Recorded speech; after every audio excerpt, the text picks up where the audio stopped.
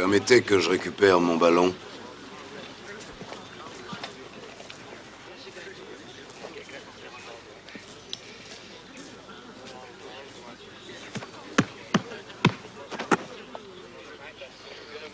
Bonjour à tous, ici Mister Cult. Au programme aujourd'hui, comment justifier une blessure à l'ancienne?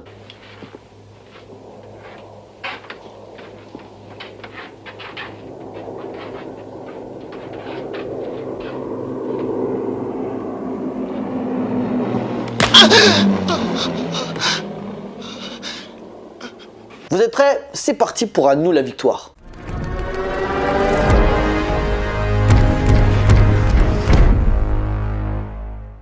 Alors, À nous la victoire ou Escape to Victory en VO est un drame sportif sorti en 1981 et réalisé par John Huston. Alors, vu la filmo du bonhomme, on parle pas de n'importe qui, je vais essayer de synthétiser un maximum et d'aller à l'essentiel. Né en 1906 à Nevada, dans l'état du Missouri, John Marcellus Huston est le fils de l'acteur Walter Huston et de la journaliste Rhea Gore.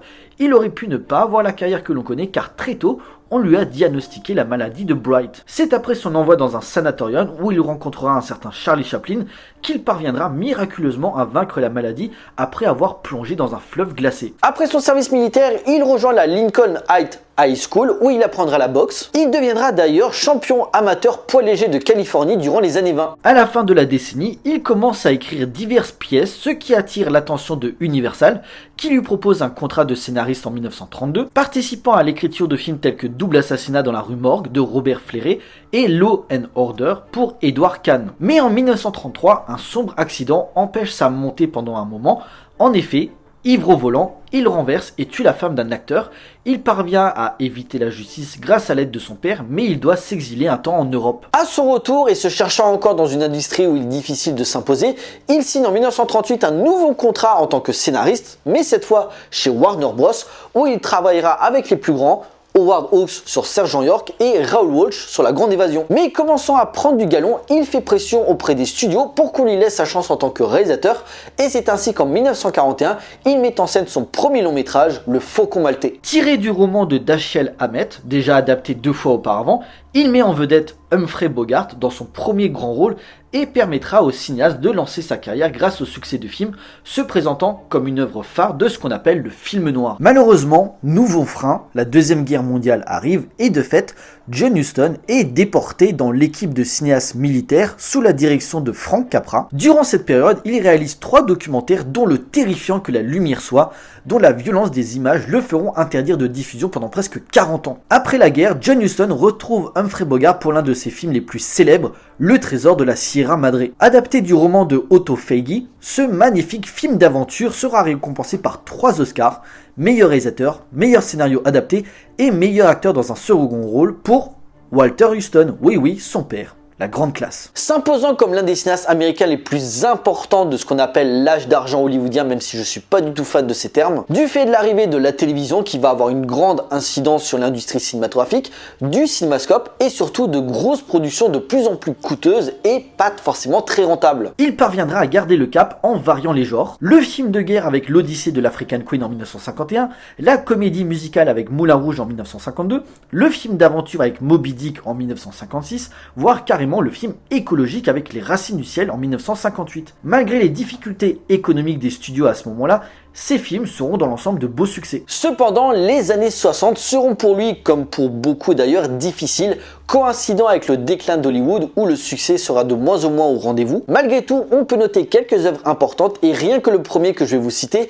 est significatif de la fin d'une époque. Les Désaxés en 1961, tiré de l'œuvre d'Arthur Miller, ce drame intimiste et surtout malgré d'énormes qualités esthétiques, connu pour ses multiples déboires durant sa préparation. Problèmes de tournage, mésentente entre les 2 acteurs principaux, Clark Gable et Marilyn Monroe, mais surtout décès, en effet, de l'éternel Red Butler, d'autant en emporte le vent, peu avant la sortie du film d'un infarctus. Boudé à sa sortie, Les Désaxés représentent pour beaucoup la fin du mythe de l'Ouest et un constat glaçant sur une Amérique en perte de repères. La Nuit de l'Iguane en 1964, adaptée de la pièce du même nom créée par Tennessee Williams, une œuvre puissante avec Richard Burton et Ava Gardner sur la plongée dans les profondeurs de la noirceur humaine et des mesures politiques de l'époque. La Bible en 1966, racontant les premiers chapitres de la Bible, à travers l'histoire d'Adam et Ève, l'arche de Noé, d'Abraham et du déluge. Une vision dépeinte de façon plus sombre à travers la construction de l'humanité, mais illustrée de manière fidèle et accompagnée d'un casting de luxe, Michael Parks, George C. Scott, Peter O'Toole et Ava Gardner entre autres. Ou encore Casino Royale en 1967, film d'espionnage parodique sur l'univers de James Bond, interprété par un David Niven vieillissant, une comédie légère mais très amusante de l'œuvre créée par Ian Fleming. Dans les années 70, John Huston se fera toujours présent derrière la caméra, mais également en tant qu'acteur, étant dirigé par des cinéastes de renom tels que Orson Welles, John Milius ou encore Roman Polanski, excusez du peu. Néanmoins, ces films seront moins marquants, mais on peut remarquer des œuvres moins spectaculaire, mais beaucoup plus personnel. La dernière chance en 1972, où il met en avant un univers qu'il a bien connu durant sa jeunesse, celui de la boxe, à travers un sportif déchu qui veut revenir sur le ring pour laver son honneur. L'homme qui voulut être roi en 1975, un film d'aventure épique et rythmé, revenant avec l'esprit du trésor de la Sierra Madre, adapté de la nouvelle de Rudyard Kipling, où il dirige notamment Sean Connery, Michael Caine et Christopher Plummer. Ou encore Le Malin en 1979, tiré du roman La sagesse dans le sang de Flannery O'Connor, où un jeune vétéran de la Deuxième Guerre mondiale, interprété par Brad Dourif, revient dans sa ville natale, mais où son passé religieux va le rattraper et lui causer des problèmes jouant sur sa santé mentale. Rempli d'ironie, ce portrait sombre de l'Amérique, virant du grotesque au tragique sur la conscience humaine, est une œuvre difficile d'accès, mais hautement fascinante par ses thématiques. Enfin, les années 80, outre le film du jour qui sera un beau carton, seront quelque peu anecdotiques. De plus en plus fatigué et ne se reconnaissant plus dans l'industrie cinématographique, il décède en 1987, seulement quelques mois après son dernier film, le très touchant Les gens de Dublin. Totalement à l'opposé d'une idéologie American Way of Life, ayant connu à Hollywood toutes les grandes périodes, de l'âge d'or à sa fin, jusqu'à l'avènement d'une nouvelle Hollywood, se démarquant d'un cinéma où il fut l'un des principaux investigateurs. Représentatif de destin et d'illusions perdues, John Huston a su prendre à contre-pied le système pour livrer une vision du monde dictée par un parfait équilibre entre la peur de l'échec et la puissance de la fraternité humaine, dont le film qui va nous intéresser en est un très bon exemple. En effet, mais avant de commencer, un petit peu d'histoire. Laissez-moi vous parler du match de la mort. En été 1941, les nazis envahissent l'URSS, dont la ville de Kiev. Malgré l'occupation des Allemands, ils organisent aux prisonniers des événements culturels, dont un match de foot le 9 août 1941 entre d'un côté le FK Start, composé principalement des joueurs du Dynamo Kiev, et de l'autre côté l'équipe allemande du Flak Elf, pour une victoire 5-3 des Ukrainiens. Après cette humiliation, des thèses évoquent que certains joueurs ukrainiens auraient disparu ou carrément été tués, mais les détails sont plus ou moins corrects, difficile de délimiter ce qui est vrai ou pas de cette histoire. Un film traite déjà de ce sujet en 1962, Demi-temps en enfer, réalisé par Zoltan Fabri. John Huston en reprend également quelques éléments, ainsi sort en 1981 À nous la victoire. L'histoire en 1943, pendant la Deuxième Guerre mondiale, dans le camp de Gensdorf, les prisonniers occupent leur journée grâce au football. De cette passion grandissante pour ce sport, l'ancien joueur international, aujourd'hui major de la Wehrmacht, Karl von Steiner, souhaite faire un match opposant l'équipe des prisonniers alliés et une sélection de soldats allemands. D'abord opposé à cette idée, l'ancien joueur de West Ham, John Colby, accepte finalement et commence à créer son équipe malgré les talents limités à sa disposition. Cependant, se joignant au stade de Colombes en France, un projet d'évasion se met en place grâce à l'aide de la résistance française en parallèle de la préparation du match. S'inspirant d'un épisode authentique de la Seconde Guerre mondiale, À nous la victoire se présente comme un pesant de la grande évasion, mais avec un ajout de taille, la ferveur sportive d'un match de foot, montrant que le ballon rond, avec un véritable propos, peut être filmé au cinéma. Une certaine crédibilité par la présence de véritables footballeurs, dont un petit Brésilien un petit peu inconnu, pour accentuer une vraie authenticité au match, alors que les stars de cinéma comme Sylvester Stallone et Michael Caine en tête s'en sortent finalement pas trop mal sur le terrain. À la croisée des genres entre le film de guerre, le film d'évasion et le drame, À nous la victoire nous montre que le foot n'est pas juste là pour voir des stars du ballon rond comme Bobby Moore, Osvaldo Ardiles, Mike Summerby ou encore un petit Brésilien dont on reviendra juste après sur grand écran. Non, ici le match a une connotation symbolique. L'idée que les Allemands le gagnent serait pour eux une volonté d'émanciper leur suprématie sur le monde. Et du côté des Alliés, certes pour certains c'est un bon moyen durant ce moment d'absence des soldats allemands de s'échapper, mais pour d'autres c'est au contraire un combat dans une volonté de s'opposer au régime imposé par leurs oppresseurs. À la collaboration, ça paie. Je ne considère pas que c'est de la collaboration. Et on va vous exposer à Paris comme des puces savantes. Je ne crois pas que Londres verra d'un bon œil vos tractations. Ah, vous avez informé Londres. Non, c'est inutile. La grosse Bertha de la propagande allemande s'en chargera, croyez-moi. Le sport, grâce à son cinéaste expérimenté, est ici exploité de façon pertinente, filmé non pas avec passion, même si le dénouement du match assez incroyable peut te transmettre des émotions même pour les non-initiés au foot, mais avec respect. Bien sûr, quelques ingrats pourront toujours reprocher certaines facilités d'écriture ou rigoler sur certaines actions de jeu, mais en soi, on s'en fiche, et cela pour différentes raisons. D'une part, même si c'est un film de commande, il y a cette corrélation entre le studio et John Huston de bonifier, voire romancer, si on préfère, un événement surréaliste et qui pourtant a eu lieu durant l'une des pages les plus sombres de notre histoire.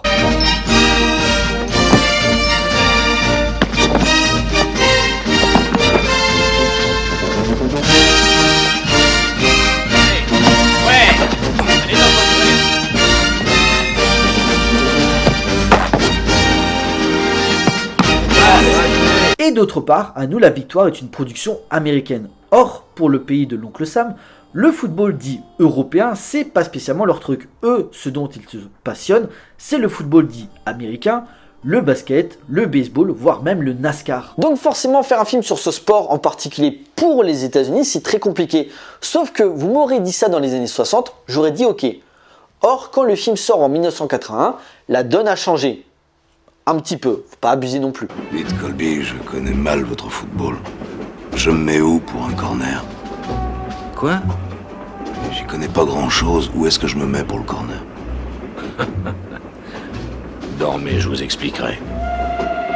Vers la fin des années 60, en 1968 plus précisément, les Américains commencent à s'y intéresser et créent leur propre championnat, la NALS, North American Soccer League, chaque grande ville ayant son propre club. C'est ainsi que naissent les Chiefs d'Atlanta, les Spurs de Kansas, les Tornados de Dallas et surtout les Cosmos de New York. Pourquoi j'insiste sur eux? Tout simplement car ils vont permettre au football de prendre une nouvelle dimension aux États-Unis avec l'arrivée en 1975 du plus grand joueur...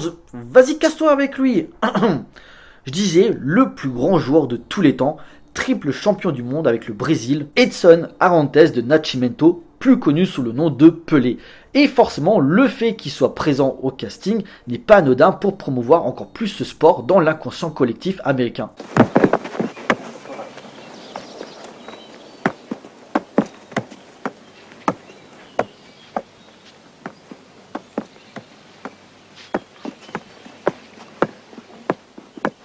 Où est-ce que vous avez appris à faire ça?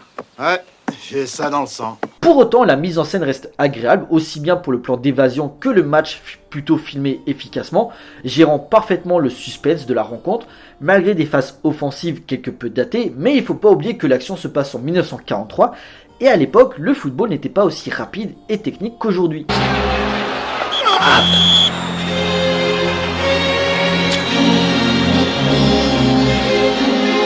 Les fumiers.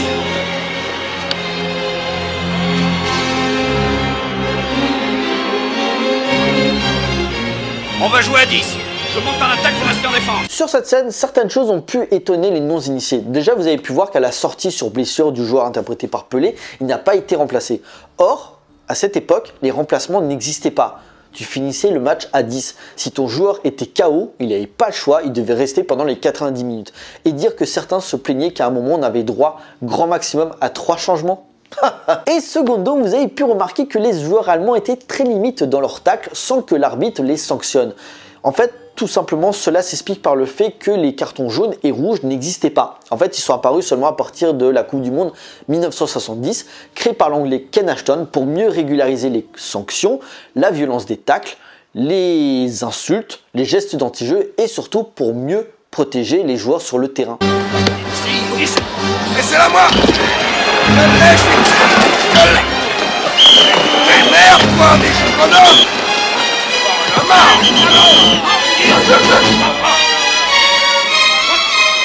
Pour autant, malgré le contexte de la guerre, À nous la victoire met en exergue une égalité et une humanité entre les deux camps, égalité par les exigences de John Colby demandées à Karl von Steiner pour la préparation, et l'humanité sur les valeurs du football, amenant une opposition idéologique entre joueurs professionnels et prisonniers. L'exemple le plus probant étant Robert Hatch, joué par Sylvester Stallone, d'abord présenté de façon assez froide, juste motivé à s'échapper du camp, jusqu'à découvrir ce que les valeurs du football peuvent lui apporter en tant que personne. Bon, il reste mauvais, c'est d'ailleurs pour ça qu'il est gardien, mais l'idée est là, se servir du football comme vecteur humaniste pour unir les peuples, peu importe ton origine et ta couleur de peau, contre l'excès de la guerre, utilisant les armes pour mieux diviser le monde. J'avais le feu vert, j'attendais plus que mes papiers, je devais passer par le toit des douches, mais ça ne marchait qu'avec Hans et Anton. Et maintenant, ces pingouins vous ont été affectés. Alors ma dernière chance, c'est de faire partie de cette équipe. Non. Pourquoi? Je ne veux pas être responsable de votre mort. Ils vous abattront. Pour cela, je vous conseille l'excellente vidéo « La France n'aime pas le foot » de mon confrère un Max de foot qui parle très bien de l'apport politique de ce sport. Et je vais conclure sur un autre point, et là vous vous dites, c'est vrai que j'ai pas forcément trop analysé le film cinématographiquement parlant, mais je trouve plus pertinent de mettre en exergue l'apport symbolique que le film sous-entend et la vision quelque peu beauf que les non-fans de foot veulent matraquer, non pas qu'ils n'ont pas le droit de pas aimer le foot, c'est pas le problème. Mais c'est oublier que, par exemple, Didier Drogba s'est battu pour l'unité de la Côte d'Ivoire, alors en pleine guerre civile en 2006, que le Brésilien Socrates a été l'un des principaux investigateurs de la démocratie en son pays durant les années 80, et surtout Georges Weah, ancien joueur passé par le PSG et le Milan AC, qui est carrément devenu président du Libéria. Je pense que niveau politique, ça se pose là quand même. Et je ne parle même pas des nombreux footballeurs qui font régulièrement des dons pour créer des écoles et des hôpitaux. Donc me dire que le football c'est juste des débiles qui courent pendant 90 minutes après un ballon et qui gagnent des millions avec ça, ce qui n'est pas vrai en soi car tous les joueurs ne sont pas millionnaires, sans se renseigner des à côté extra-sportifs, c'est soit ne pas maîtriser son sujet, soit de la malhonnêteté intellectuelle. Je t'en prie, mon frère. Ce match, c'est tout pour nous. Et tu le sais. Il faut que tu joues. Je t'en Allons-y, prie. Hatch. On peut les avoir. Allez, venez. Si on choisit l'évasion, on perd bien plus qu'un match. Je t'en prie, viens.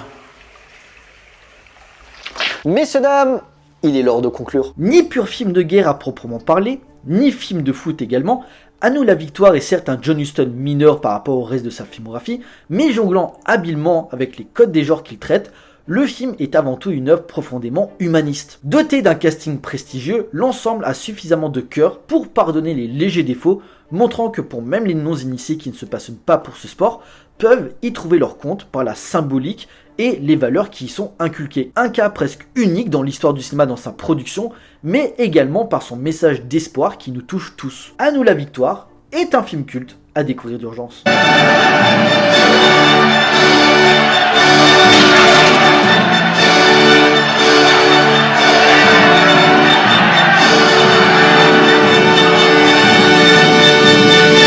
Voilà, cet épisode est à présent terminé, j'espère qu'il vous a plu, donc à nous la victoire, un film à voir ou à revoir si ce n'est pas encore fait, et vraiment j'insiste sur ce point là, même si le ballon rond c'est pas votre truc, c'est pas grave, ne serait-ce que par le projet, le propos et le casting assez dingue, c'est une œuvre vraiment fascinante dans son ensemble.